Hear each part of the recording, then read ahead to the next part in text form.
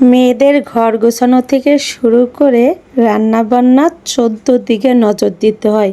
আর 2 হাত না রেখে যদি 10 হাত হতো তাহলে মনে হয় ভালোই হইতো। আর এই যে সকালে উঠে শুরু হয়ে যায় কোনটা রেখে কোনটা করব, তার আগে কিন্তু আমাদের একটাই কাজ, ঘর গোছানো।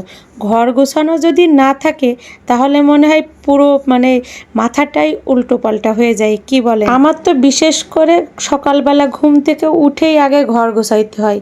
আর এদিকে দেখেন কি আকামটা নাই করে ফেললাম, ভাত ভুট দিতে যেয়ে এই ফেলে দিলাম, কিন্তু ভাগ্যেস আমার হাতে পড়িনি। এটাই হলো সব থেকে বড় একটা ভাগ্যের ব্যাপার যে হাতে পড়িনি, নাই তো অনেক বড় দুর্ঘটনাই হয়ে যাইতো। আর এই যে এখন চলে আসলাম, আমার বললাম না, আপনারা যারা আমার ব্লগ দেখেন তারা তো জানেনই আমি একদিকে রান্না বসাই আর অন্যদিকে কাজকাম করি। অবশ্য ঘরদোর যদি গুছানো না থাকে তাহলে আমার মাথাটাই খারাপ হয়ে যায়। আর চলে আসলাম রান্না করতে। এটা হলো আপনার ভাইয়ার জন্য রান্না করতেছি। তো আপনারা দেখে বলেন তো কি তরকারি। হ্যাঁ, আপনার ভাইয়া কিন্তু খুব পছন্দ করে, তো আপনার ভাইয়ার জন্য সবজি রান্না করতেছি। আর আমাদের জন্য রান্না সে তো দেখতেই পাবেন। তো এই যে সুন্দর করে আগে কষাচ্ছি, কারণ যদি তরকারিটা ভালো করে না কষানো হয় তো মনে হয় রান্নাটা সুন্দর হয় না, কি বলেন। তাই তো একটু সুন্দর করে কষাচ্ছি। আর যেহেতু ক্যামেরাটা অন করছি তাহলে তো আর একটু ভালো করে রান্না করতে হয়, তাই না। যাই হোক, কথা বলতে বলতে একটু মজাই করলাম। আর এদিকে এই যে শোল মাছ আলু দিয়ে রান্না করব। শোল মাছ অবশ্য অল্প দিয়েই রান্না করব, কারণ শুধু আপনার ভাইয়ার জন্য রান্না করব। তো বেশি একটা মাছ নিলাম না, অল্প নিয়েই আপনার ভাইয়ার জন্য রান্না করলাম। আর মাছটাকে আগে ভালো করে ধুচ্ছি। মাছটা যদি না ধোয়া হয় তাহলে আমার কাছে কেমন লাগে। আর মাছটা বিশেষ করে বেশি একটু ধুইতে হয়, এই আর কি। তো এই আলু দিয়ে শোল মাছটা আপনারা খেয়ে দেখেন, এটা আসলেই অনেক মজা আর সুস্বাদু আর অনেক ভালোও লাগে। আর তরকারির কালারটা দেখে মনে হচ্ছে ভালো হবে, একদম যে খারাপ হবে তা কিন্তু না। আর আমি যে একদম খারাপ রান্না করতে পারি তাও না, মোটামুটি ভালো।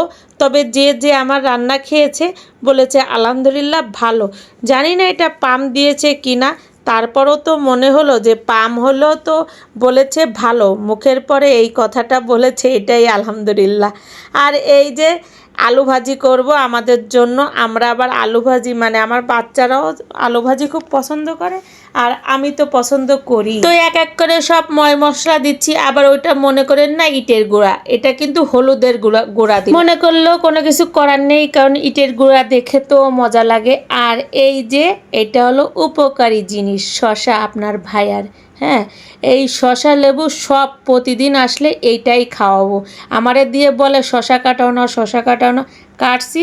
এইগুলো সব আজকে বলবো যে নাও বসে বসে খাও। আর এই যে আলুটা বেশি করে আমি, অনেকে আলু ভাজি করে, কিন্তু দেখি একটু কাঁচা কাঁচা হালকা কালার, ওটা আমার পছন্দ না। আমার আলু ভাজিটা একটু কড়া করে ভাজি হবে, ওটা আমার খুব ভালো লাগে। তো এই যে দেখতেই পারছেন আস্তে আস্তে আমার আলু ভাজিটা ফাইনাল লুকে চলে আসবে। আর মনে করেন আমি অল্প লিভে জালে আলুটা ভাজি করছি। আর এদিকে চলে আসলাম বাচ্চাদের জন্য রান্না করব। দেখেছেন কি পদে পদে আমাদের করা লাগে। এই যে যারা ভাইয়ারা দেখতেছেন একটু ভালো করে দেখেন, আমাদের রান্না পদে পদে আপনাদের জন্য করি। তারপরেও তো বউদের বলতে থাকেন যে আমরা কি করি, সারাদিন কি করি। একটু ভালো করে দেখেন তো সারাদিন কি করি। এই আপনাদের দেখানোর জন্যই কিন্তু আমি ব্লগটা শুরু করেছি, যে শুধু আপনারা বলেন যে আমরা সারাদিন মহিলারা বাসায় বসে কি করি। এবার ভালো করে দেখেন, একটা সেকেন্ড যদি রেস্ট নিই, আর যদি একটু ঘুমানোরও সময় পাই না। সকালবেলা দেখেছেন এক গাদি কাপড় চোপড় আপনারা রেখে গেছেন, এইগুলো ধোবো। সকালবেলা ঘর গুছালাম, এই যে এখন ভাত এই যে রান্না করতেছি। তাহলে বলেন যে আমরা সারাদিন ঘরে বসে কি করি। আপনারা একদিন করেন তো দেখি কেমনে পারেন। আর যাই, এই যে ভাইয়ারা এই এখন মাংস ভিজাচ্ছি, এই যে এখন রান্না করব। বলেন যে এটাও আপনারা করেন। জি না, এটা আপনারা করেন না, এটাও আমরা করি রান্না। আর রান্না যদি একদিন উলটপালট হয়ে যায় সেদিন তো মস্ত বলতে তালে থাকেন, কি রান্না করছো, ভালো লাগে না। একদিন রান্না করে খাওয়ান তো, বড্ড দেখেছি। একদিন রান্না করে খাওয়াইছেন, যখন একটু দেখি যে স্বাদ হয়নি, বলে কি ওই আজকে একটু লবণ কম হয়েছে, ওই আজকে একটু ঝাল কম হয়েছে, ওই আজকে একটু তেল কম হয়েছে, যাই হোক এই লবণ হলে মনে হয় ভালোই হইতো। আমাদের সময় কি মনে থাকে না আপনাদের এই কথাগুলো, যে আজকে একটু লবণ কম হয়েছে, ঠিক আছে পরের দিন একটু লবণ দিও আরিয়ানের আম্মু, ভালোই লাগবে, আচ্ছা লবণটা এনে দাও, আমি লবণটা নিয়েই খাই, ভালো লাগবে। এ কথা তো বলতে শুনি না আপনাদেরকে। যাই হোক, মনের যত রাগ কষ্ট যা আছে আপনাকে পরেই ঝেড়ে দিলাম, এই জন্যই ব্লগটা শুরু করলাম। কেমন লাগলো আপুরা আপনারা কমেন্টে জানাবেন। আর এই যে এখন বাচ্চাদের জন্য নাস্তা, বিকেলবেলা নাস্তা দিব, তো তা ওইটাও আমি সকালবেলা সব কিছু প্রসেসিং করে রাখি, কারণ বিকেলবেলা আমার একটু ঝামেলা লাগে। তো সকালবেলা আমি এইগুলো সব প্রসেসিং যদি করে রাখি, তাহলে বিকেলবেলা শুধু ভাজি করে আর কি বাচ্চাদের দিই। আর এই যে আমার চলে আসলো কষা কষা আর কি মাংস। হ্যাঁ, তো আমি কিন্তু আজকে বিরিয়ানি রান্না করব। তো আপনারা আবার মানে বলেন না যে এত ছোট ছোট মাংস কেন পিস করলাম, বিরিয়ানি করব তো তাই ছোট করলাম। আপনাদের তো আবার কথার শেষ নেই, আপনাদের জ্বালায় আর থাকতেও পারি না। আর এই যে একটু চেহারাটাও দেখিয়ে দিলাম, কারণ চেহারা না দেখাইলে তো মনে করবেন আপু আপনার চেহারা কই, চেহারা কই, তাই চেহারাটাও আপনাদেরকে দেখিয়ে দিলাম। কি জ্বালা আমার, যেইটাই করব ওইটাই জ্বালা, যেইটা না করব ওইটাও জ্বালা। তো ভালো করে চেহারা দেখেন, সাথে আমার থালবাটিগুলোও দেখেন, এইগুলো সব এখন ধৌত করব। বলেন তো কোনো কাজ নেই, আর এত কাজ দেখে আমার মাথায় বাড়ি। তাই তো আমি একটু ভাবনা চিন্তা করতেছি যে কখন কোন কাজটা করা যায়। আর এদিকে প্রায় আমার মাংসটা প্রায় কষা কষা হয়ে আসতেছে। এখন আমি আর কি এটার ভিতর আলু দিয়ে দেব, কারণ আমার বাচ্চারা আবার আলু পছন্দ করে। অনেকে আবার বলবেন যে আলু কেন, এত আলু কেন? আরে বাবা, আলু আমরা পছন্দ করি, এই জন্যই আলু দিচ্ছি। তো আপনাদের কি বলেন তো একটু দেখি। আচ্ছা, কেমন লাগলো? আমি আসলে কি রোমান্টিকভাবে কথা বলতে ভালোবাসি, তাই তো আপনাদের সাথে একটু ফানি করি।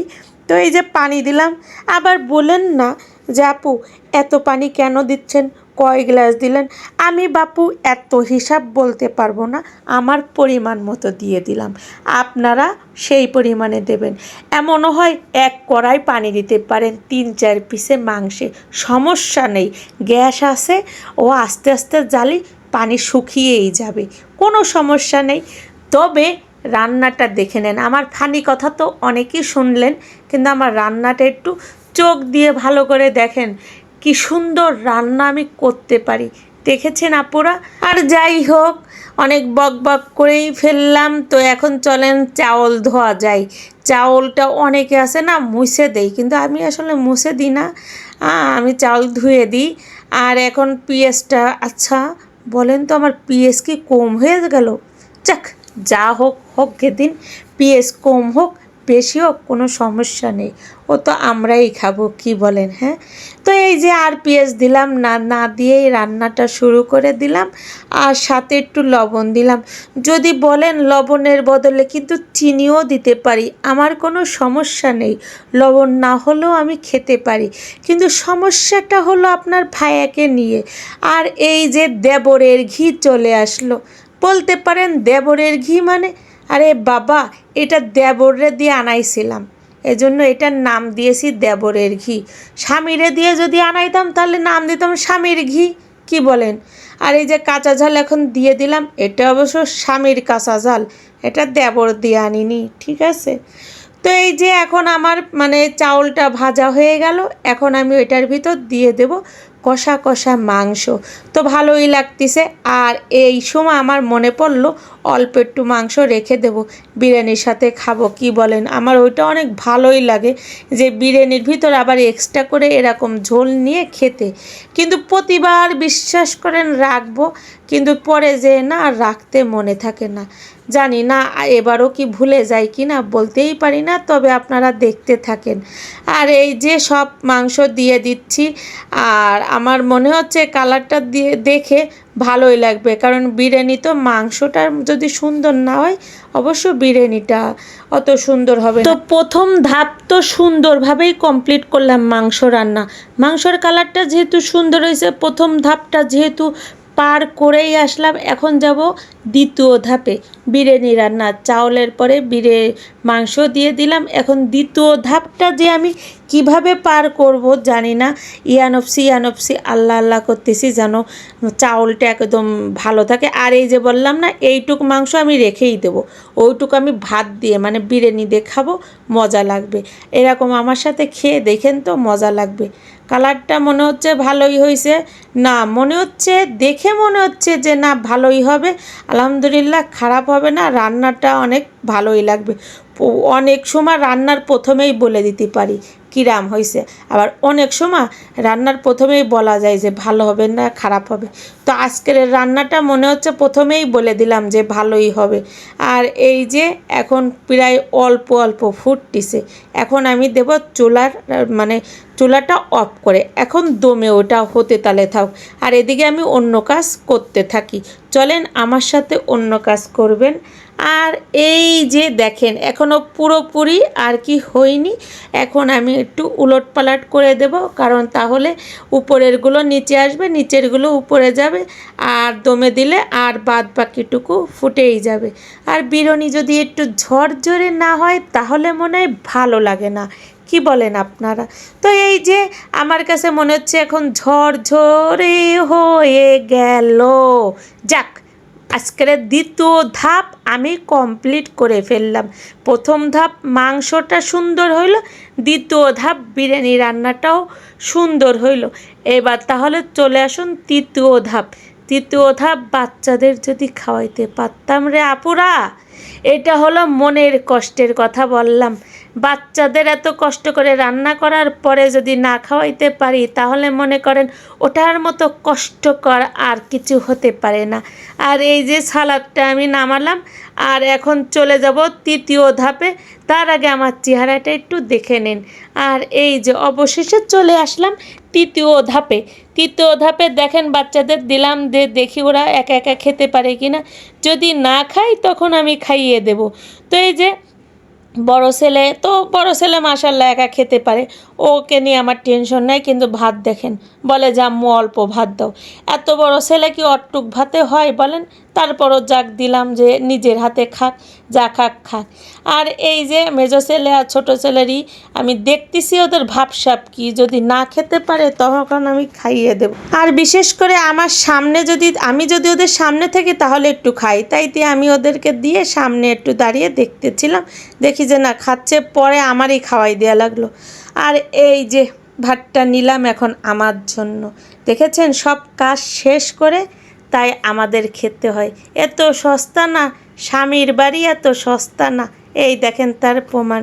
শুধু ফিরি বসে বসে খাবা তা হবে না, সকালবেলা উঠে দৌড়ও, একদম কিসের মতো বলবো, গরুর মতো খালি দৌড়তে তালে থাকো, দৌড়ই কাজ কাম করে এই যে লাস্ট পজিশনে আসলাম খেতে।